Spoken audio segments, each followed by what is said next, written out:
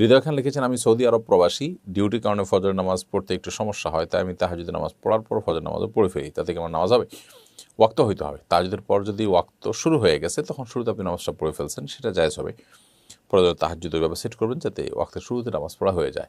আর যদি ফজরের ওয়াক্ত যখন শুরু হয় তার আগেই আপনি তাহাজ্জুদ পড়েন, রাত ৩টা ৩:৩০, তখন তাহাজ্জুদ পড়ে আপনি সাথে ফজরও পড়ে ফেলেন, তাহলে সেক্ষেত্রে আদায় হবে না। কারণ ইন্নাস সলাতা কানাত আল মুমিনিনা কিতাবাম মাওকুতা, আল্লাহ তাআলা বলেছেন সালাত ঈমানদারদের জন্য নির্দিষ্ট সময়ে পড়াটা অপরিহার্য করা হয়েছে, বিধায় সেটি খেয়াল রাখতে হবে। এমডি আলামী ইসলাম আপনি লিখেছেন, একাকী ফরজ নামাজের সময় তেলাওয়াত জোরে জোরে না পড়লে কোনো সমস্যা হবে কিনা? না, একাকী যখন আপনি উচ্চস্বরে পড়ার যে নামাজগুলো ফজর এবং এশা মাগরিব, সেগুলো যদি আপনি আস্তে আস্তেও কেরাত পড়েন কোনো অসুবিধা নেই, চাইলে উচ্চস্বরেও আপনি পড়তে পারেন। অতএব ব্যাপারটা এরকম না যে একাকী পড়লেও আপনাকে উচ্চস্বরেই পড়তে হবে, বাধ্যবাধকতা আছে এরকম না।